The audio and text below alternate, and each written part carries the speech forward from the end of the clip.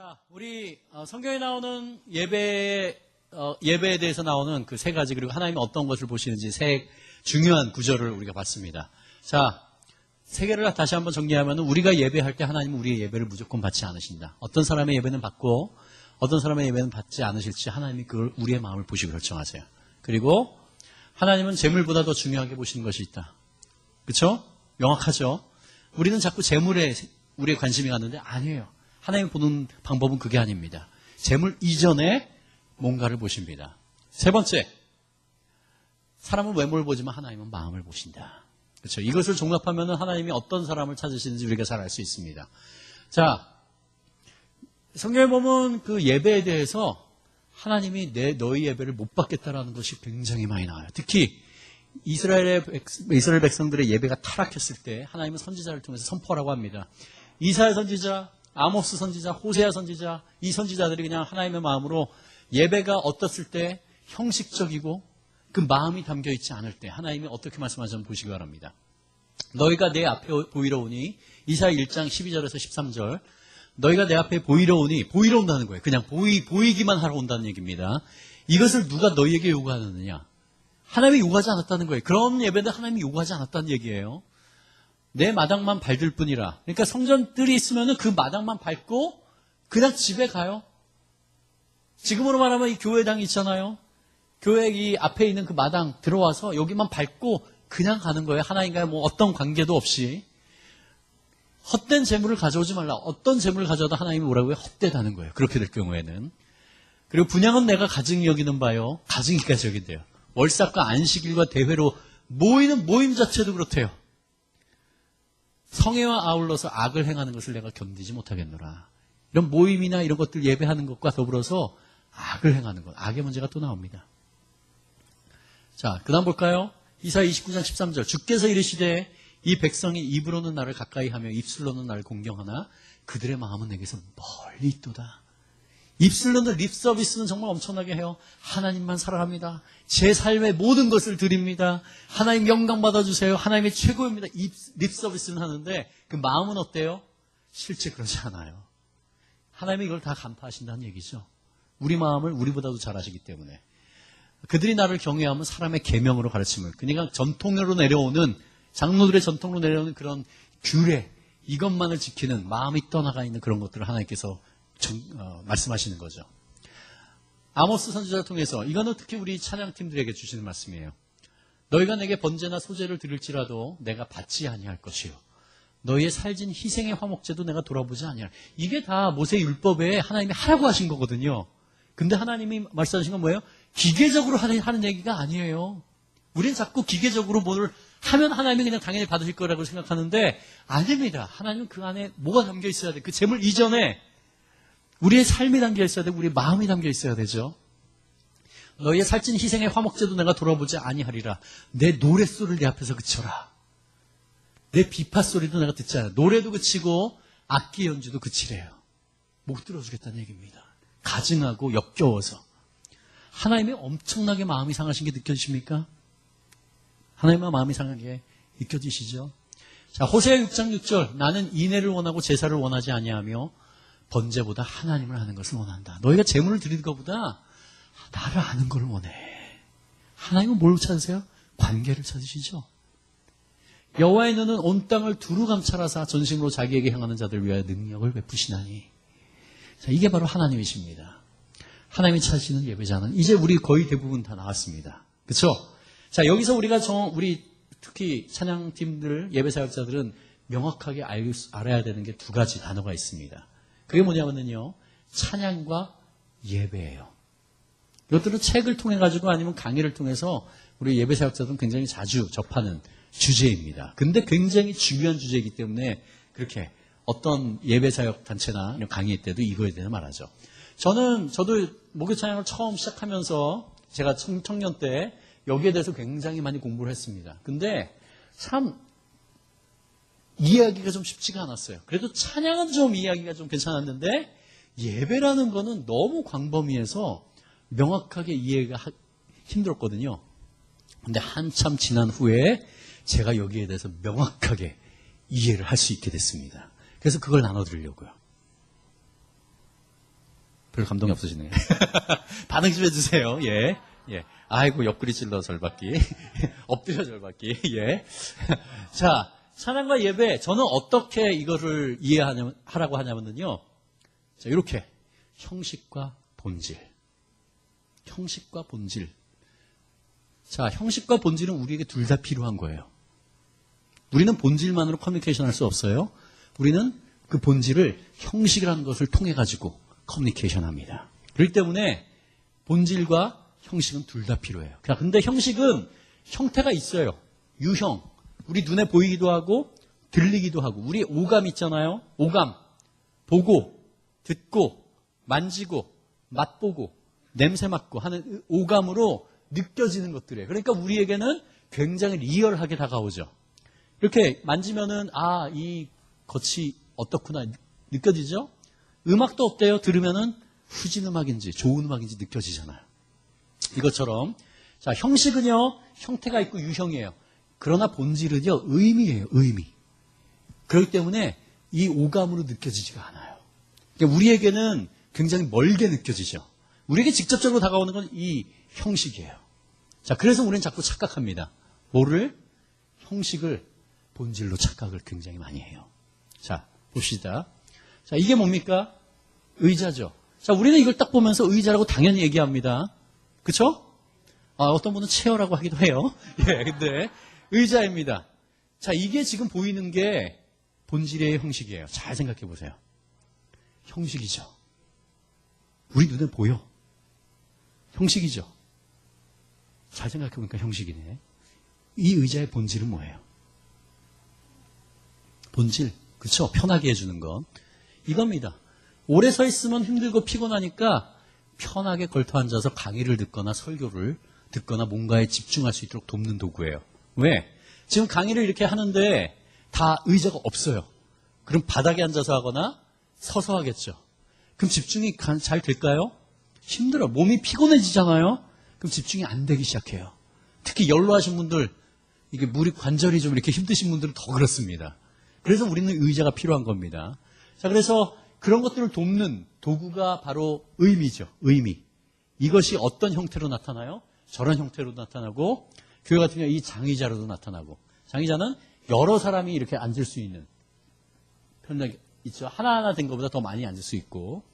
자, 피아노 의자는 어때요? 높낮이를 조절해야 되기 때문에 돌리는 높낮이를 조절하는 게 있고, 드럼 의자는 자, 이렇게 드럼 의자는 동그랗게 생겨가지고 이게 좀 회전이 돼야 돼요.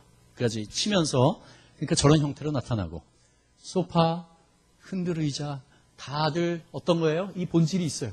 어떤 목적이 있고, 그것이 이런 형태로 나타나는 거죠. 자, 근데 우리는 너무나 이 의미를, 본질을 안다고 생각해요. 잘 생각해보면 알거든요. 그렇기 때문에 그냥 우리는 의자라고 하면서 어떨 때 우리가 너무 쉽게 빠지는 게 이게 본질로 착각을 해요. 의자. 자, 피아노는 저기 보이는 게 형식이죠. 피아노의 본질은 뭐예요? 그 안에 선들이 많이 있고 망치가 있어요. 그 양털로 만든 망치가 있습니다. 양털입니다. 그게 양털. 그래서 키가 88건이 있고 그것을 딱 누를 때 세기에 따라서 이게 해머가 땅 때려요. 그래서 음이 만들어지죠. 음이. 그래서 단 선율이나 리듬이나 화성을 통해서 사람들에게 감흥을 주는 것. 아니면 노래를 하는데 돕는 것.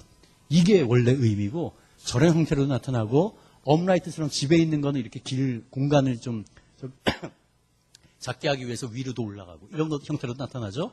전자피아노는 이렇게 나타나는 거고. 그렇죠? 자, 형식과 본질이 있어요. 우리는 본질을 보통 안다고 생각하면서 잘 생각하지 않습니다. 그 똑같은 방식이 어디 나타나면 찬양에 나타나요. 찬양. 자, 찬양의 본질은 뭐예요? 교회에서는 찬양하면은 뭐로 통용돼요? 이렇게 통용됩니다. 그러니까 예를 들어서 강사분이 이렇게 설교를 하시다가 우리 찬양하고 갑시다 하면은 누가 제일 바빠요? 건반주자가 이렇게 뛰어가서 이렇게 바로 앞에 있으면 모르겠지만은 없으면 자꾸 뛰어가야 되죠, 그렇죠? 그리고 찬양팀이 이렇게 싱어들이 나와서 이렇게 서고. 자, 무슨 의미로 지금 하는 거예요? 우리 같이 노래합시다. 음악을 연주합시다. 이 의미죠. 이게 본질이에요, 형식이에요? 형식이에요. 근데 우리는 자꾸 그것들이 먼저 다가오잖아요. 그러니까 이 형식을 가지고 그냥 찬양 하니까 본질은 어디 갔어요? 그냥 형식 그것이 찬양 자체가 음악이라고 그냥 착각을 해요. 그럼 뭐가 빠져나가요? 본질이 빠져나가요. 그렇죠? 본질이 빠져나가면 어떻게 될까요? 하나님은 형식을 보시는 분입니까? 본질을 보시는 분입니까? 본질을 보시는 분이에요. 하나님에게 아무 의미가 없게 됩니다. 자, 그래서 찬양의 본질적인 의미는요, 첫 번째, 자랑하고 칭찬하고 높이는 거. 이건 뭐 많이들 아실 거예요. 하나님을 자랑하고 칭찬하고 높이는 것. 히브리어로는 힐렐이라고 합니다. 힐렐. 동사 원형이. 그래서 여기서 변형된 게 할렐루야예요. 힐렐에서 명령어죠. 야는 야훼입니다. 야. 하나님, 여호와를 찬양하라 라는 게 할렐루야죠. 자, 힐렐은 자랑하고 칭찬하고 높이는 거예요. 저 북조선에서는 요즘 많이 훈풍이 있지만은 김일성, 김정일, 김정은 3부자를 찬양하죠. 그렇죠? 자, 우리는 누굴 찬양해요? 하나님을 찬양하죠. 자랑하고 칭찬하고 높이는 거예요. 힐렐. 어떤 찬양들이 있어요? 이런 것들. 예수 열방의 소망, 예수 우리의 위로자, 주는 온 땅에 영원한 소망, 영원한 빛이 되시네. 주님만이 소망이요 변함없는 반석이십니다. 주님만이 온 세상을 비추십니다. 하나님의 성품, 행하신 것들, 그것들에 대해서 선포하고 자랑하고 칭찬하고 높이는 겁니다. 주 하나님 지으신 모든 세계, 주님의 높고 위대하심을 내 영혼이 찾는 이런 것들이 다 힐렐이에요. 그렇죠? 이게 본질이란 얘기예요.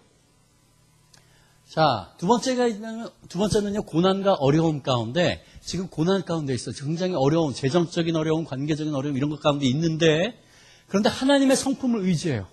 그러니까 하나님이 신실하신 분이시지, 하나님이 사랑 많으신 분이시고, 그리고 내가 나를 결코 혼자 내버려 두시는 분이 아니야. 그렇기 때문에 내가 그것을 인정하면서, 이게 굉장히, 이걸 좀 벗어도 되죠? 바람이 저한테 그냥 이렇게 제 이마로 감사합니다. 뜨거운 바람을 주셔서. 예. 하나님의 성품을 의지하면서 믿음으로 고백하는 겁니다. 자, 이전에 나에게 하나님이 행했던 것들을 떠올려요. 지금 이런 고난이 있는데 내 과거에 하나님이 이런 비슷한 때에 나에게 이렇게 도우셨지 그 하나님이 지금도 나와 함께 계시는 거야. 그래서 내가 제 마음을 주님께로 드리고 이 고난 가운데 있지만 이것을 통해서 하나님이 내가 알지 못하는 그러한 놀라운 것들을 이뤄주실 것입니다. 예수 그리스도를 더욱더 닮아가게 하실 줄 믿습니다라고 믿음으로 고백하는 거죠. 이게 호다예요. 호다의 다른 의미도 있지만은 찬양으로도 쓰여요. 이게 바로 호다라는 찬양입니다. 그러니까 성경에는 찬양하면은 우리나라 단어는 그냥 하나잖아요. 근데 원래 가사를 보면 원래 그 단어를 보면 굉장히 많은 말들이 찬양으로 번역된다는 얘기입니다. 자, 호다의 찬양 어떤 것들이 있어요? 주 나의 모습 보네 상한 나에만 보시네 주 나의 눈물 안에 홀로 울고 있는 마음 하시네. 지금 어떤 상황이에요? 상해 있고 홀로 울고 있어요. 아무도 날 위로해주지 않아. 이런 고난과 어려움 가운데 뭐라고 고백해요? 세상 소망이 다 사라져도 주의 사랑은 끝이 없음을 기억하는 거죠. 하나님의 성품을. 그래서 살아가는 이 모든 순간에 지금 이 순간이 포함되는 거예요. 고난과 어려움과 그 가운데 눈물 흘리는 그 절망의 시간도 이 안에 포함돼요. 하나님이 날 버린 게 아니라 이 모든 순간이 주 은혜 가운데 있음을 나는 믿습니다. 라고 하니까 하나님의 위로가 오죠. 2절에 가면서 좀 회복이 됐어요. 주 사랑 내게 있네. 그 사랑이 날 채워줍니다. 주 은혜 내게 있네. 그 은혜로 날 세우십니다. 1절과 2절 톤이 다르죠. 1절까지는 완전히 바닥에 절망 가운데 있는데 후렴가면서 그 의지를 드리고 2절에는 많이 회복돼서 상황은 변하지 않았어요. 이런 게 바로 호다의 찬양이라는 얘기입니다. 괴로울 때 주님의 얼굴 보라 이런 찬양들 날마다 숨쉬는 순간마다 내 앞에 어려운 일 보내 이런 것들 그렇죠? 자, 세 번째는 하나님의 행위에 대한 증언과 감사예요. 단어는 베렉이라는 단어가 이렇게 쓰이거든요. 근데 베렉이라는 단어는 이 찬양보다 훨씬 많이 복이라는 단어로 번역이 돼요. 복. 정말 복이라는 단어로 번역되거든요. 베렉. 그쵸? 자, 근데 찬양에도 이게 쓰여요. 그래서, 어떤 찬양이냐? 자, 이 베렉이 성경에 보면은 하나님이 인간에게 베렉하다 이렇게 나올 때는요, 어떻게 번역됐냐면 복을 주시다 이렇게 번역이 되고요. 사람이 사람에게 베렉하다 하는 게 있어요. 사람이 사람을 베렉하다 하면은 축복하다 이렇게 됩니다. 무슨 얘기예요? 하나님, 저 사람에게 복을 내려주십시오 라고 하는 거, 요청하는 거죠. 그게 축복이에요. 원래는 하나님 우리에게 복을 내려주세요 라고 되는 건데 우리는 좀 많이 바꿔서 그래서 하나님 우리를 축복해 주세요 라고도 하죠. 근데 정확히는 하나님 우리에게 복을 내려주세요. 하나님은 저 사람을 축복합니다. 이렇게 되는 게 원래 의미죠. 정말 재밌는 게 세 번째예요. 뭐냐면은 성경에 보면 사람 보고 하나님을 배렉하라고 나와요. 이해가 되세요? 복의 근원이 누구세요? 하나님이시죠. 우리가 하나님께 복을 드릴 수 있어요? 복은 하나님이 우리에게 주시는 거예요. 안 그래요? 근데 성경에는 사람 보고 하나님을 배렉하라고 나오는데도요. 그 단어가 뭔지 아세요? 성경에 나오는 송축입니다. 송축. 그냥 송축해 하면은 어떻게 알아요? 그냥 찬양이라고 알고 있거든요. 아니에요. 정확히 그냥 직역하면은 인간이요 하나님께 복을 드려라 이런 의미예요. 직역하면은. 근데 이해가 안 되죠. 근데 저도 이거 곰곰이 생각해봤거든요. 송축의 의미가 뭘까 떠올랐어요. 자, 복은 우리가 받을 때 기분이 좋아져요. 기뻐요. 그렇죠? 인간이 하나님께 드릴 때 하나님이 기뻐하시는 게 있어요. 그게 뭘까요? 우리의 마음이에요. 그리고 우리의 삶이에요. 그래서 저는 송축을 하나님께 너의 마음을 드려라, 하나님께 너의 삶을 드려라 이렇게 번역을 합니다. 아, 틀렸습니까? 아, 공감이 되십니까? 야, 그래 송축해 내 영혼 할 때 하나님께 너의 마음을 드려라, 삶을 드려라. 그때 하나님이 기쁘게 받으신다는 얘기입니다. 자, 이게 배렉이에요. 그래서 감사의 찬양들이 다 그런 거 나옵니다. 주 여호와는 광대하시도다. 그렇고 거룩한 하나님 성에서 찬양할 때 주 승리 우리에게 주셨어요. 그 고난을 통과한 다음에 승리를 주시고 모든 것을 물리치셨어요. 그래서 엎드려 절하세. 다 주의 크신 이름 높이며 우리에게 행하신 위대한 일을 감사하세. 오 주의 신실하신 그 사랑 온 땅과 하늘 위에 계셔 홀로 영원하신 이런 것들. 감사 찬양들. 이게 다 배렉에 속합니다. 자, 그래서 다시 한번 찬양의 본질들이 저거죠. 그렇죠? 힐렐, 호다, 베렉, 하나님을 자랑하고 칭찬하고 높이는 것, 고난과 어려움 가운데 하나님의 성품을 의지하면서 믿음으로 고백하는 것, 베렉은 그 고난을 통과한 다음에 하나님이 이런 일을 행하셔서 증언하고 감사하는 것, 본질이죠. 우리의 오감으로 느껴져요, 안 느껴져요? 안 느껴져요. 이거는 의미입니다.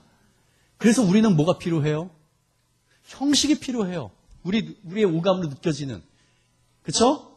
그 형식이 뭐예요? 바로 노래이고 악기고 춤이고 손뼉이고 시, 손을 드는 것, 무릎 꿇는 것, 그림, 어떤 사람은 그림으로 하기도 하고. 자, 이게 바로 찬양의 본질적인 의미와 그 본질이 담기는 형식이에요. 우리는 찬양하면서 그냥 노래하고 기독교적인 노래하고 악기 연주하는 걸 찬양이라고 하잖아요. 우리는 지금 이것만 보고 한 거예요. 이게 빠지잖아요. 그럼 어떻게 될까요? 우리가 찬양할 때 앞에 찬양팀이 서서 찬양할 때 이게 빠져요. 성도들은 알까요? 모를까요? 잘 몰라요. 왜? 마음에 보이지 않기 때문에. 그렇죠? 그래서 우리 찬양할 때 어떤 사람은 너무 기쁘게 막 찬양해요. 근데 그 안에서는 이 곡 내가 너무너무 좋아하는 곡이야 하면서 너무 기쁘고 단지 그 곡 때문에 어떤 분은 막 찬양하다 울어요. 근데 그게 그 가사의 의미 때문에 그런 것이 아니라 갑자기 자기 자신이 너무 연민의 정이 느껴지면서 아니면 어제 봤던 드라마의 그 비운의 주인공에 떠올리면서 그럴 수도 있잖아요. 사람들은 구분해야 못 구분해요? 못 구분해요. 근데 하나님은 구분하세요. 자, 그래서 우리가 찬양할 때, 앞에서 찬양할 때, 연주할 때 빠져나갈 수 있어요? 없어요? 본질이. 빠져나갈 수 있어요. 그냥 겉에 보이는 모습은 똑같죠. 찬양하고 악기 연주하고 얼굴도 웃으면서. 근데 하나님은 이렇게 될 때 어떻게 된다고요? 하나님에게는 아무것도 아니게 됩니다. 그게 나랑 무슨 상관이니? 아까 이사야, 호세아 선지자 통해서, 아모스 선지자 통해서 역겹다. 제발 교회, 이사야에 보면 뭐라고 하는지 아세요? 누가 성전문을 좀 닫았으면 좋겠다. 헛되이 나서 예배하지 못하게. 성전문 닫으래요. 이렇게까지 말씀하세요. 얼마나 마음이 상하셨으면. 사람들 얼마나 형식으로만 하고 그 마음이 전혀 담기지 않았으면. 이렇게 됩니다. 우리가 볼 때는 좋은 찬양 같거든요. 하나님 볼 땐 그게 나랑 무슨 상관이 역겹다 이렇게 하시는 겁니다. 왜? 사람은 외모를 보거니와 겉에 보이는 것. 나 여호와는 죽으심을 보시기 때문에. 그래서 우리는 찬양할 때 어떻게 해야 돼요? 항상 그 가사의 의미를 전적으로 마음에 담아서 불러야 돼요. 그게 진실된 것을 증명하는 겁니다. 그냥 아무 생각 없이 주 나의 부를 수 있죠. 그냥 자동으로 갑니다. 노래는 의미 생각하지 않고 하나님은 그걸 감찰하신다는 얘기예요. 허투루 부르든지 아니면 정말 진실된 마음으로 그 가사의 한 구절 구절을 나의 고백으로 하면서 부르는지 하나님은 이걸 구분해내신다는 거예요. 그리고 그 마음 가운데 전적으로 부르는 사람을 받으신다는 얘기입니다. 앞에 서실 때 항상 그것을 유의하면서 부르십시오. 허투루 하지 마시고 매 구절을 나의 고백으로. 우리가 느끼는 감정과 상관없어요. 여러분 예배할 때 항상 즐거워요? 아니에요. 우리의 감정은 굉장히 기복이 심하거든요. 위에만 가 있으면 좋은데 많이 바닥에 가 있어요. 주일 오전 아침에 몇 시에 나오세요? 찬양팀 쓰시려면. 일찍 나오시죠? 그때 잠이 다 깨 있으세요? 잠이 완전히 깨려면 한 2시간 정도 걸리잖아요. 안 그래요? 그러니까 아침에, 주일 오전 아침은 그 전날에 늦게까지 일하거나 했으면 피곤하기도 하고, 그리고 정서적으로도 드라이해져 있고, 그렇죠? 자, 그것이 우리의 감정이거든요. 근데 감정과 상관없어요. 하나님은 우리의 의지를 받기 원하세요. 그래서 그런 상황에서 선포하는 거예요. 하나님이 나를 이 자리에 불러주신 의미를 생각하고, 많은 사람 중에서 우리를 이 자리에 불러주셨다는 것을 기억하면서 나의 묶인 감정에 붙들리는 것이 아니라 나의 지성, 하나님이 어떤 분이신지, 하나님이 나를 이 자리에 불러주셨다는 것을 떠올리고 의지로서 하나님, 제가 지금부터 저희 모든 것을 다해서 제가 감정은 지금 바닥이거든요. 그러나 하나님은 찬양받기 합당한 분이시죠. 그리고 저희를 우리 성도들을 섬기도록 이 자리에 불러주셨죠. 섬기라고 불러주셨는데 앞에서 이렇게 기뻐하며 왕께 노래 부르면 성도들이 어떻게 볼까요? 거짓말하고 있네. 기쁘다면서 하나도 안 기뻐. 안 그래요? 기뻐할 때는 내가 기쁘지 않다고 상관없어요. 왜? 나의 창조자, 나의 구원자, 나의 선한 목자 되시잖아요. 그 사실을 떠올리면서 기뻐하면서 찬양하는 거예요. 저도 예배 담당 목사로서 예배할 때마다 기쁘지 않아요. 그럴 때도 있지만 안 그런 데가 더 많거든요. 근데 항상 올라가기 전에는 제 마음 가운데 다짐해요. 나의 최선을 다해서 예배하리라. 찬양하리라. 그리고 우리 찬양팀들에게도 독려하고 최선을 다해서 합시다. 하고 그렇게 기도하고 올라갈 때 제가 뒤를 딱 바라보고 스마일. 웃으세요. 스마일. 주일 오전에는 이렇게 서야 돼요. 왜? 그냥 이렇게 무뚝뚝하게 있죠. 거의 대부분 이래. 성도들에게 방해가 되죠. 저 사람들 왜 여기 앞에 와서 왜 서 있는 걸까 도대체. 우리는 예배에 도움이 드립니다. 나 안에서는 힘들고 어렵지만은 이거와 하나님이 이걸 아시죠? 그럼에도 불구하고 내가 성도들을 섬기기 위해서 웃는 걸 하나님이 아세요. 그래서 이건 가증한 게 아니에요. 하나님이 받으시는 제사입니다. 예배입니다. 그래서 웃으면서 회중 성도들 한 분 한 분 격려하면서 찬양하면서 이게 바로 우리 찬양팀이 여기 세워주신 목적이란 얘기예요. 웃으세요. 멋있은 표정으로 하지 마시고 웃으세요. 그게 우리 찬양팀의 목적입니다. 그렇죠? 자, 똑같이 예배도 해당됩니다. 예배는 좀 더 광범위해요. 그래서 의미를 알기가 좀 힘들어요. 자, 예배에 보통 교회에서는 예배란 단어를 무슨 의미로 사용해요? 예배. 주일 오전 예배, 주일 오후 예배, 수요 기도회라고 하지만 주일 예배죠. 가정 예배. 이렇게 하죠. 자, 이겁니다. 자, 근데 한번 생각해 보세요. 주일 오전 예배, 대예배, 오후 예배, 수요 예배, 구역 예배. 형식이에요, 본질이에요? 형식이에요. 근데 우리는 자꾸 예배하면서 이 형식을 자꾸 하니까 이 형식 자체가 본질 같아. 그리고 예배는 그 본질이 굉장히 어려워요, 찾기가. 제가 아까 말씀드렸죠, 오랫동안 그 명확하게 찾기 위해서. 자, 예배의 본질은요, 아주 쉽게 정의할 수 있어요. 본질은 관계입니다. relationship. 누구랑 누구와의 관계? 하나님과 나와의 관계. 우리 공동체가 모였을 때는 하나님과 이 공동체와의 관계. 그리고 공적인 예배 가운데서는 하나님과 여기뿐만 아니라 모인 사람들과의 관계도 다 해당이 됩니다. 그래서 예배 때는요, 서로 한 주간 동안 어떻게 지내셨습니까? 인사하고 하는 게 부정한 게 아니에요. 하나님이 그걸 원하세요. 예배 자리에 나와가지고 옆에 사람 인사도 안 하고 그냥 하나님께 찬양하고 돌아가잖아요. 난 그 예배 못 받겠다고 하세요. 왜? 하나님에게 있어서 우리가 얼마나 하나님께 예배하고 진정으로 나가는 거는요. 너의 옆에 있는 이웃과 얼마나 깊은 사귐이 있는지를 보시고 이거를 결정하시거든요.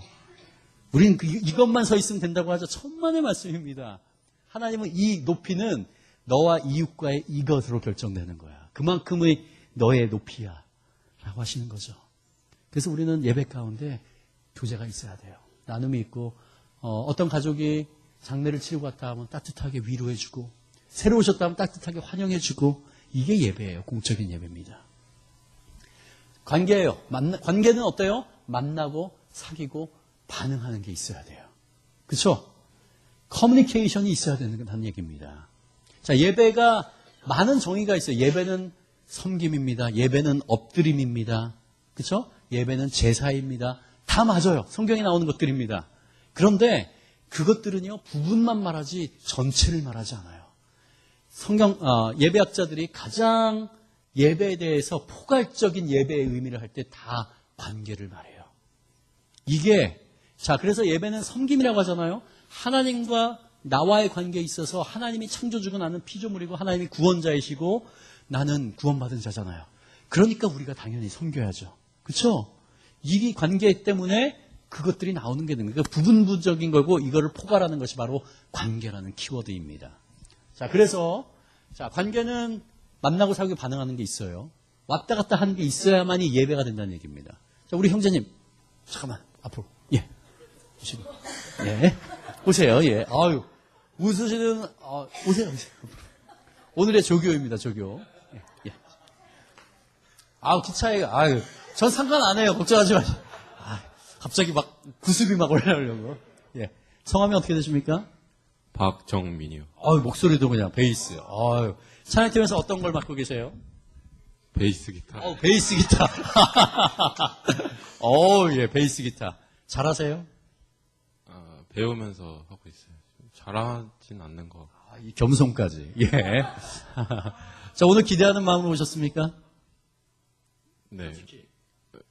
네, 그래도 좀. 일주일 딜레가 있던 게 아닌 것 같아. 자, 정민 형제님. 오늘 만났어요. 자, 근데 이렇게 나와서 얘기할 때 커뮤니케이션이 있었어요? 있었죠. 제가 물어보는데 눈도 맞추고 민망하긴 하지만, 그렇죠? 나오면서 역시 키가 작으시구나 이렇게 했는지 모르겠지만은 하여튼 제가 물어보는데 이렇게 친절하게 답도 해주시고 이렇게 했잖아요. 커뮤니케이션이 있는 겁니다. 그렇죠? 이게 관계라는 거예요. 자, 근데 한번 제가 좀 어려운 것들 부탁을 할게요. 자, 뭐냐면은 제가 지금부터 말할 때 저랑 눈도 마주치지 마세요. 제가 뭐 말하는 거 물어보는 거 대답도 하지 마세요. 거의 없는 존재로 그냥 여기세요. 괜찮죠? 스마트폰 필요하신가요? 스마트폰. 필요 없죠? 뭐 다른 거 하셔도 돼요. 자, 준비됐죠? 자, 웃지도 마세요. 자, 시작합니다. 정미 형제님. 형제님. 제가 부르면 반응 좀 해야 될 거 아니에요? 그렇게 무시할 수가 있어요. 형제님. 참. 박수. 만약에 지금 이런 관계가 있다고 해봅시다. 이런 무슨 관계라고 해요? 깨진 관계예요. 그쵸? 여러분 카톡의 좋은 점이 뭐예요? 숫자가 있잖아요. 그래서 숫자가 1 남아있으면 아직 안 읽은 거예요. 근데 1이 사라지면 읽을 겁니다. 자, 뭐예요? 딱 카톡을 보냈는데 1이 사라졌어. 답장이 없어. 기분이 나빠지기 시작하죠. 나를 무시하는구나. 또 보냈어. 또 대답이 없어. 와, 진짜 무시하네. 부글부글 끓죠. 그쵸? 자, 무슨 관계에 뭔가 문제가 생기면은 답장을 안 합니다. 우리 서로의 관계가 무너지잖아요? 그러면 이렇게 교회 공동체 안에 있으면 서로 이렇게 멀리서 보이잖아요? 그럼 피해요. 눈을 마주치질 못해요. 관계가 깨지면은. 그쵸? 그렇습니다. 자, 카톡에서 더 나쁜 게 뭐예요? 보냈는데 일이 안 없어져. 차단당한 겁니다.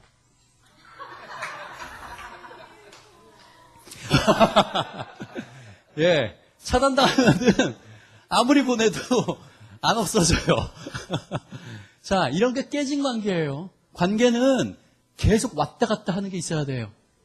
만나는 게 있어야 되고, 사귐이 있어야 되고, 반응이 있어야 돼요. 이게 관계거든요. 예배는요, 관계예요. 관계, 살아있는 관계가 돼야 됩니다.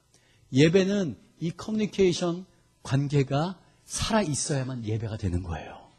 자, 우리는 어떻게 보통 예배해요? 그냥 아까 말한 것처럼 하나님과의 관계는 끊어져 있는데 몰라. 그리고 나와서 그냥 주일이 됐으니까 나와서 예배해요. 말씀 좋은 이야기네. 찬양할 때 이거 내가 좋아하는 곡인데 헌금하고 축도받고 가고 뭐라고 해요? 오늘 예배 잘 들었으니까 난 하나님과의 관계 있는 사람이야. 천만의 말씀. 이미 끊어진 지 오래됐는데 자기만 알지 못해요. 이런 관계가 교회에 많아요. 하나님과의 친밀함을 누려야 되는데 계속 왔다 갔다 하는 커뮤니케이션이 있어야 되는데 그냥 끊어진지도 몰라요. 예배는 관계입니다. 이게 본질이에요. 자, 관계는 우리 오감으로 느껴지지 않죠? 그래서 뭐가 필요해요, 우리는? 형식이 필요해요. 그 형식이 뭐예요? 예배 모임이에요. 채플, 월십 서비스, 게더링, 미팅. 그래서 우리 미국에서는요, 영어권에서는 월십 서비스, 혹은 월십 게더링, 미팅 이렇게 표현하거든요. 그러니까 모임이라고 말해요. 그러니까 이 본질적인데 오해가 없는데 우리나라에서는 대대로 주일 대예배 여기서 끝나. 예배 모임이 아니라 예배 하니까 예배 하고 나서 우리가 모여서 같이 묵찬기찬 설기찬 묵도기도 찬송기도 설교기도 찬송 이 순서에 따라서 그냥 예배합니다. 그러니까 자꾸 우리가 뭐로 여겨요? 예배는 이 형식이구나. 이걸 본질로 생각해요. 그럼 뭐가 빠져나가요? 하나님과 관계는 별로 관심도 없어. 본질이 빠져나갔는데 하나님은 이 본질이 빠져나가면 어떻게 될까요? 하나님과 관계가 없어. 그냥 예배는 뭐 현대적으로 아니면 정말 성가대가 찬양대가 아름다운 찬양으로 기도도 얼마나 아름다운 기도로 할 수 있을지 모르겠어요. 그러나 이 관계가 하나님과 끊어져 있으면 하나님께서 뭐 어떻게 되는 거예요? 이 모임은 아무것도 아닌 게 되는 거예요. 아까 말한 이사야 선지자, 호세아 선지자가 말하는 그대로 되는 겁니다. 그대로 되는 거예요. 이게 예배입니다. 왜? 사람은 외모를 보거든요. 겉에 있는 그것만 보면서 은혜롭네. 하나님 보실 땐 뭘 봐요? 이걸 보시거든요. 그 관계가 살아있는지 끊어져 있는지. 여러분의 관계는 하나님과의 관계는 살아있습니까? 하나님과의 친밀함을 누리고 있어요? 매 순간마다 교회만 나온 게 아니라 직장에서 아니면 학교에서 매 순간마다 하나님과 대화하면서 하나님의 뜻을 이루려고 하고 그것이 살아있습니까? 이게 만약에 끊어져 있다면 하나님과의 관계가 단절된 겁니다. 예배해도 하나님이 못 받으셔요. 안 받으시는 게 못 받으세요. 왜냐하면 하나님은 인격적인 하나님이시기 때문에 이게 없으면 못 받으시는 거예요. 받아주고 싶어도 이게 예배예요. 자, 주일 예배 전통적인 예배는 이렇죠. 보통 뭐 교회마다 다르지만은 자, 한번 이 관계라는 관점으로 보면은요, 명확해져요. 그냥 우리는 그냥 이 순서에 따라서 그냥 쫙 하고 끝나지만은 예배 부름, 어떻게 돼요? 예배 부름. 자, 관계는 하나님이 위에 계시다고 해봅시다. 우리 안에도 계시고 모든 데 계시지만은 하나님이 위에 계시고 우리가 여기 있다고 해봅시다. 자, 그러면은 관계라고 하면 커뮤니케이션, 올라가거나 내려가거나 하는 게 있어야 되잖아요. 방향이 있어야 되죠. 관계가 내가 말할 때 듣고 저 사람이 말할 때 내가 듣는 것처럼 방향이 있어요. 예배 부름 어떻게 돼요? 처음에 예배가 시작할 때 사회 보는 목사님이 말씀으로 인용하세요. 보통 교회마다 좀 다를 수 있는데 원래 전통적인 그러한 예배에서는 온 땅이 여호와께 즐거이 부를지어다. 기쁘름 나오며 하면 이런 예배를 부르는 그러한 성경 구절을 인용하고 나서 맨 마지막에 하나님은 영이시니 예배하는 자가 영과 진리로 예배할지니라. 이게 목사님이 성도들을 부르는 거예요? 아니에요. 하나님이 불러주시는 거예요. 하나님이 그 쓰여진 말씀으로 우리를 예배 가운데 불러주시는 거예요. 왜? 우리는 다 죄인이기 때문에 자격이 없거든요. 그래서 예수 그리스도의 그 보혈의 대속의 은혜를 통해 가지고 우리는 하나님께 나갈 수 있는 거거든요. 예배의 주도권은 하나님께 있어요. 우리가 스스로 나간다고 나갈 수 있는 게 아니에요. 하나님이 우리 죄를 용서해 주시고 불려오셨기 때문에 우리가 나갈 수 있는 거거든요. 그게 이게 개혁주의에서 종교개혁 이후에 개혁주의 깔뱅이 한 게 바로 이겁니다. 예배 부름. 자, 방향이 어떻게 돼요? 위로 올라가요? 밑에 내려와요? 내려오죠. 하나님이 우리에게 예배를 불러주시는 거예요. 내려오죠. 자, 그 다음에 보통 송영, 찬양대가 보통 영광송을 합니다. 영광 하면서 하죠. 이거는 뭐예요?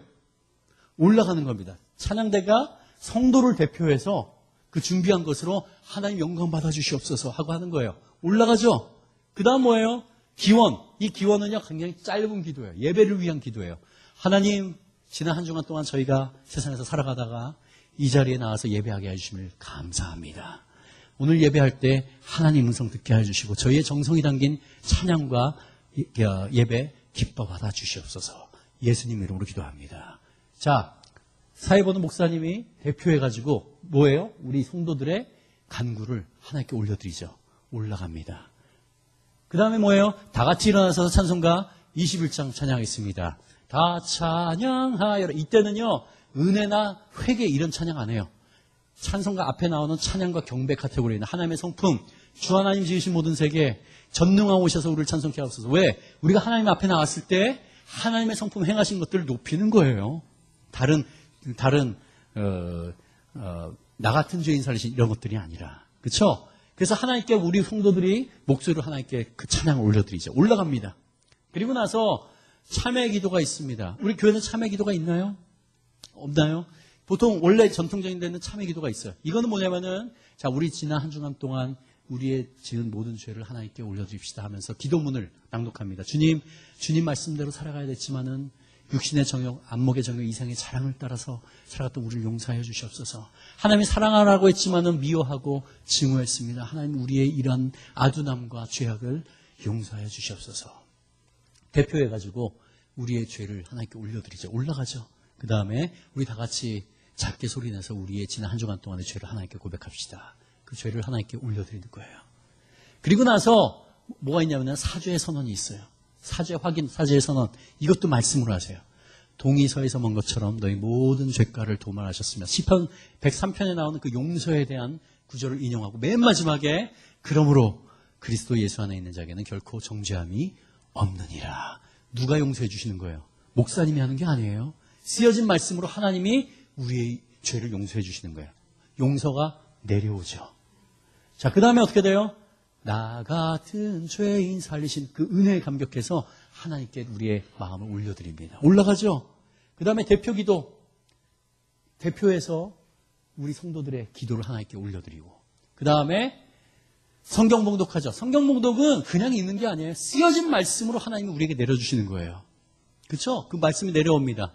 찬양대 찬양 준비한 거, 찬양대가 회중을 대표해서 하나님께 올라가고, 그 다음에 말씀 선포는 어때요? 목사님이 말씀을 준비했지만은 하나님이 그 마음에 감동을 주시고 한 것들을 선포하죠. 그렇죠? 자, 우리 안에 성령님이 계시죠. 그렇기 때문에 똑같은 말씀이어도 적용되는 포인트가 달랄 수 있어요. 다 다를 수 있어요. 그게 성령님이 하신 역사거든요. 어때요? 말씀이 내려오죠.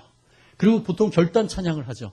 하나님 그 말씀에 잇대어서 하나님께 이런 삶을 살아가겠습니다. 결단하고 헌금으로 하나님 다 주셨지만은 그 일부를 하나님의 주인이라는 것을 인정하면서 우리가 올려드립니다. 올라가죠. 그 다음에 맨 마지막 찬양. 우리 세상에 나가서 오늘 받은 말씀대로 살아갑시다. 보통 파송의 찬양이라고 하거든요. 그러고 나서 자, 성도의 교제도 있죠. 이건 어디예요? 올라가요? 내려가요?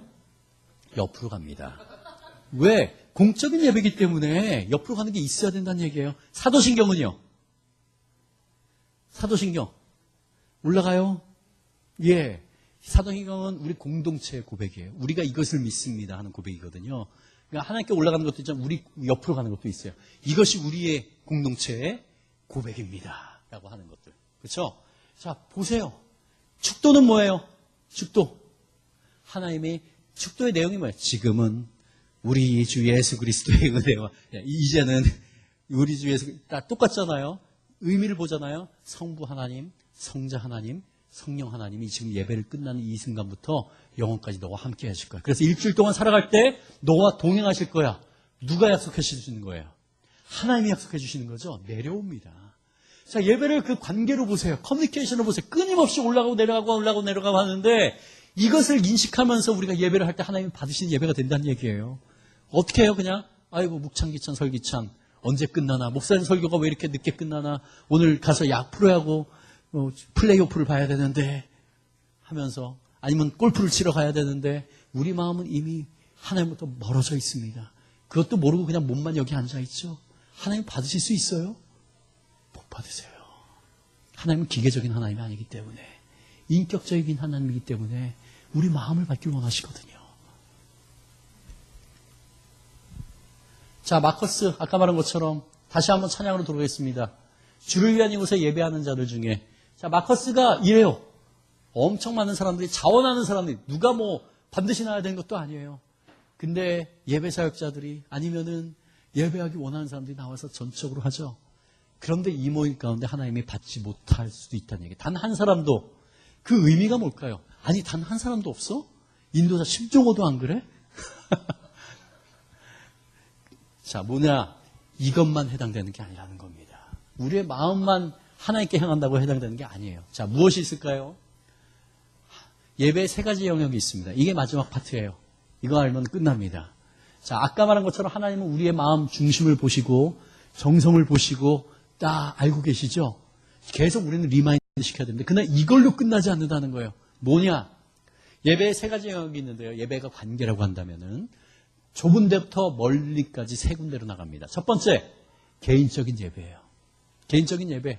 두 번째, 자, 개인적인 예배, 공적인 예배, 삶의 예배 이렇게 되거든요. 자, 개인적인 예배는 매일매일 말씀 묵상과 기도.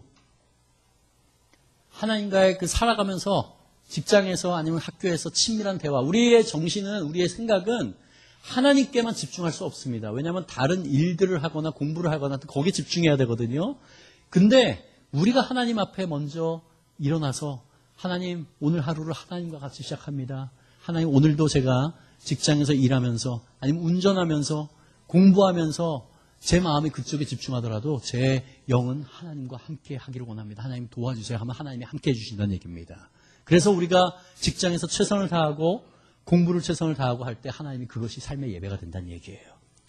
그래서 매일 기도와 말씀 묵상, 하나님과 친밀한 대화, 일하다가 아니면 수업 중간에 비는 시간에 막 SNS 이런 거 막 보지 마시고, 물론 보도 괜찮지만은 하나님과 대화하세요. 하나님, 오늘 날씨가 점점 너무 좋아. 이 앞에 보니까 은행나무가 너무 아름답죠?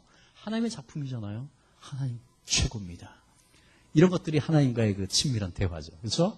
임재의식을 통해서 하나님과의 만나고 사귀고 반응하는 거예요. 누구와? 하나님과 나만의 영역에, 하나님과 여러분 한 사람의 가장 좁은 영역이에요. 그게 개인적인 예배예요. 개인적으로 하나님과 만나고 사귀고 반응하는 릴레이션십. 예. 네네. 네. 어떤 여자분이 와서 시끄럽다. 이건 예배가 아니다. 막 이러는 사람이 있어. 이거 예배 당연히. 이거 어떻게 해야 돼? 할 때 지혜롭게 해야죠. 만약에 그걸로 그분이 누구십니까? 아, 예. 그거는 담임 목사님과 좀 상담을 하시기 바랍니다. 제가 대답하기에는. 예. 자, 하나님과 자신 둘만의 영역이에요. 근데 이거는 있어요. 내가 하나님과 한다고 해서 다른 사람에게 방해가 되면 안 되겠죠. 그건 하나님이 원하시는 건 아니겠죠. 그렇죠? 예. 자, 두 번째. 아유, 감사합니다. 예. 공적인 예배가 있어요. corporate worship이라고 해서 우리가 보통 말하는 예배가 바로 이거예요. 주일 오전 대예배 모임, 수요일, 금요일, 가정 예배, 직장에서 신우의 예배. 그렇죠? 뭐냐면은 예수를 그리스도로 고백하는 성도 2명 이상이에요. 2명부터 공적이 되는 거예요. 함께 모여서 하나님을 만나고, 정해진 형식이 있을 수도 있고 없어도 돼요. 형식이 있어도 괜찮고 없어도. 그게 중요한 게 아니라 그 안에 우리의 마음이 담겨있는, 우리 삶이 담겨있는 거, 이게 중요한 겁니다. 성질에 따라서 또는 자유로운 형식으로 하나님을 만나고 사귀고 반응하는 거, 이게 공적인 예배예요. 자, 근데 공적인 예배는 성도의 교제, 소식 나눔, 격려, 위로 등 성도의 사귐이 반드시 있어야 돼요. 그래야만 공적인 예배입니다. 제가 미국에서 유학할 때 교회를 정하지 않았을 때 제 아내랑 같이 미국인 교회를, 저희는 한인교회가 아니라 미국인 교회를 방문했었는데 한 300명 정도 되는 좀 큰 교회였어요. 미국에서는 300명이 굉장히 큰 교회입니다. 딱 들어갔는데 들어갈 때부터 예배가 다 끝나고 나올 때까지 우리에게 아무도 인사도 안 하고 눈길도 안 줘요.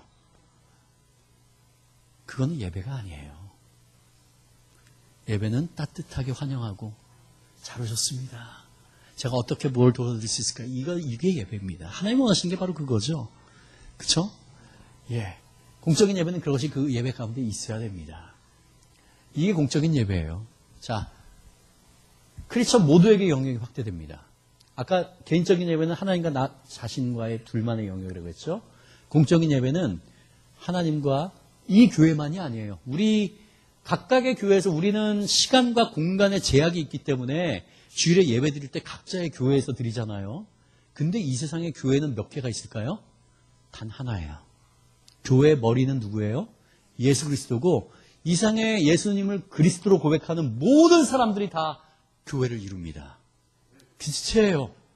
그래서 우리가 주일에 이 공간 안에서 예배를 하지만은 이 시간에 전국에서 각각의 교회에서 예배하는 우리의 형제 자매가 있다는 걸 인식을 해야 돼요. 왜? 여기서는 이루어지지 않지만 천국에서는 그게 이루어질 거거든요. 그때 모든 사람이 같이 함께 예배할 겁니다. 그렇죠? 이게 교회입니다. 교회는 하나고 그래서 개교회주의, 우리 교회만 죄입니다. 예수님이 너무너무 슬퍼하시죠. 서로 돕고 화해하고 형제들이 싸우는 것 같이 부모가 형제가 싸우는데 좋아할 수가 있어요? 아니거든요. 화목하길 원하죠. 그것처럼 이게 공적인 예배입니다. 크리스천 모두에게 확대가 되는 겁니다. 자, 마지막으로 삶의 예배. Worship as a lifestyle. 라이프스타일은 뭐냐면 살아가는 방식이에요. 자, 이거는 뭐 찬양하고 기도하고 이런 의미가 아니에요. 뭐냐면은 개인적 예배와 공적 예배를 통해서 알려주신 하나님의 마음과 뜻에 따라서 이 세상을 살아가는 겁니다. 그리고 섬기는 거예요. 크리스천뿐만 아니라 이 땅의 모든 사람과 우주의 끝까지 해당됩니다. 그러니까 우리가 직장이나 아니면 우리 사업이나 이런 것들을 하면서 하나님이 정직하라고 했는데 이 세상의 원리는 뭐예요? 부정해야만 이익을 볼 수 있거든요. 근데 내가 말씀을 들으면서 오늘 하나님이 그걸 만지셨어. 내가 결정을 하는 거예요. 하나님, 제가 여기에서 예를 들어서 세금을 낼 거를 다 정직하게 내겠습니다. 세상은 그렇게 하면 망한다고 하지만은 하나님이 제 마음에 도전을 주셨기 때문에 저는 하나님의 방법을 택하겠습니다. 이 사업의 주인은 하나님이십니다. 이걸 인정하는 거죠. 이게 삶의 예배라는 거예요. 지나가면서 가난하고 어려운 사람이 있잖아요. 그 사람을 돕고 그 사람에게 나의 가진 것을 나눠주는 거. 이게 삶의 예배라는 거예요. 하나님이 말씀하신 그대로 살아가는 것. 자, 한번 보십시다. 아까 이사야 똑같은 구절이죠. 자, 월삭과 안식일과 대회로 모인 것도 그러하니 성회와 아울러서 악을 행하는 것을 내가 견디지 못하겠노라. 여기까지 했지만은요, 그 뒤에 더 있어요. 너희는 스스로 씻으며 스스로 깨끗하게 하여 내 목전에서 너희 악한 행실을 버리며 행악을 그치고 선행을 배우며 정의를 구하며 학대받는 자를 도와주며 고아를 위하여 신원하고 과부를 위하여 변호하라. 하나님의 마음이 상한 게요, 단지 마음만 하나님을 떠난 게 아니란 얘기예요. 이스라엘 백성들은 하나님께 예배할 때 그 자신이 부유하고 가졌던 것들 나누지 않았어요. 하나님이 성경에서 계속적으로 하는 게 뭐예요? 고아와 과부들이에요. 왜냐하면 그 당시에 고아와 과부는요, 노가 도와주지 않으면 굶어 죽어요, 그냥. 그래서 하나님이 끊임없이 너가 농사를 지어도 구통의 일부를 남겨놔. 그래서 지나가는 나그네 과부와 고아들이 그냥 와서 빌지 않아도 먹을 수 있도록, 이게 하나님의 마음이거든요. 이스라엘 백성들이 그걸 안 했어요.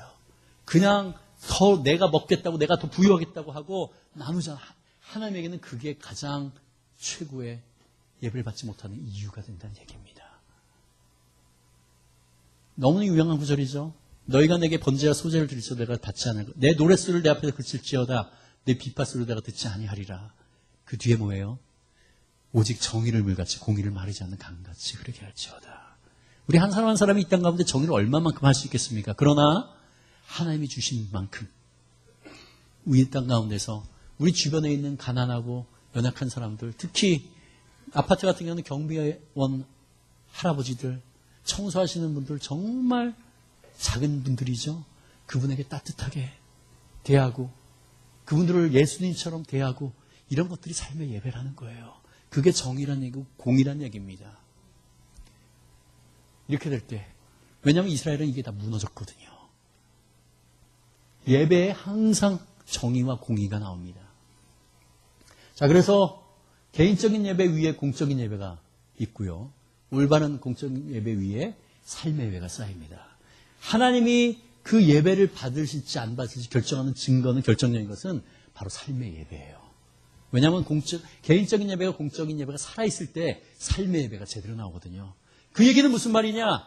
아무리 내가 큐티하고 말씀 묵상을 개인적으로 하고 공적인 예배에서 눈물 흘리고 찬양하고 말씀 열심히 듣는다고 하더라도 삶의 예배 가운데 하나님을 경외하는 게 하나도 없잖아요. 못 받으시겠다는 얘기예요.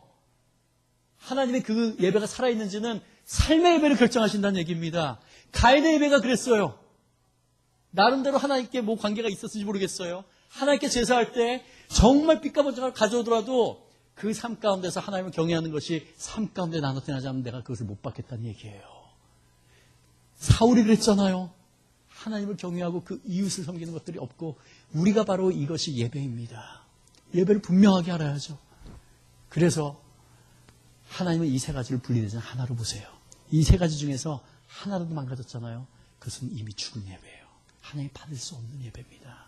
그래서 우리 교회는 끊임없이 우리끼리만 잘 먹고 잘 사는 게 아니라 우리 주변에 가난한 사람을 돌보는 것이 우리의 사명이에요. 정말 작은 자들, 이 세상은 아무도 케어하지 않는 그런 사람들을 찾아가고 그들을 손을 잡아주고 보듬어주고 이게 여기 와서 하나님을 찬양하고 말씀 듣고 하는 것만큼 중요하다는 얘기예요. 그게 살아있는 교회고 하나님을 기쁘시게 하는 교회입니다. 자, 정리합니다. 마지막으로 하나님이 찾으신 예배자는 개인적인 공적인 삶의 예배에서 하나님과의 친밀한 관계를 누리는 자, 그리고 그 친밀한 가운데 주님 말씀 따라서 진실되게 행하면서 이 세상을 살아가는 자입니다. 여러분 참된 하나님이 찾으신 예배자가 되길 원하십니까? 그런 분들은 다 자리에서 일어나서 우리 한번 이 찬양 다시 한번 정말 우리가 이 앞에서 노래하고 할 때 정말 진정으로 부를 수 있습니다. 그러나 하나님 우리 삶 가운데 이것이 담기기를 원합니다. 우리 삶 가운데 하나님을 경외하는 것이 우리의 언어와 우리의 행실 가운데 하나님이 살아계심을 증명하는 그 사랑과 나눔이 우리에게 있기를 원합니다. 하나님, 그런 자가 하나님이 찾으신 예배자임을 알려주시니 감사합니다. 우리 같이 찬양합니다.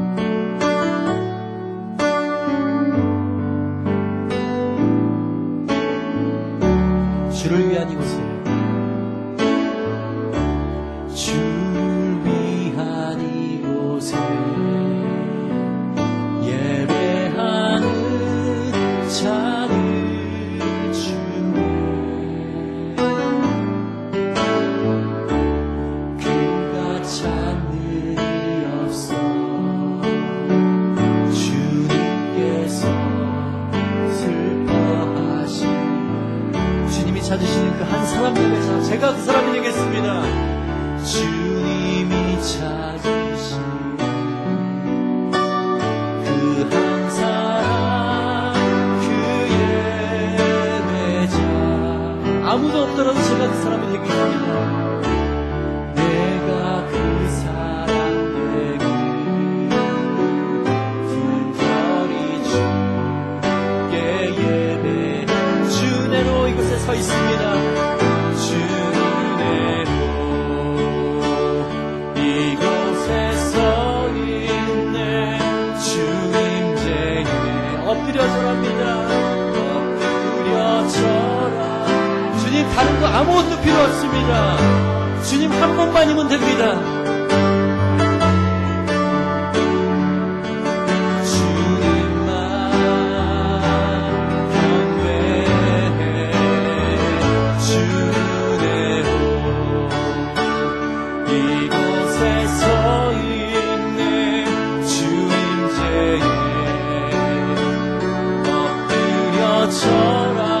절하네 그 어느 것도 난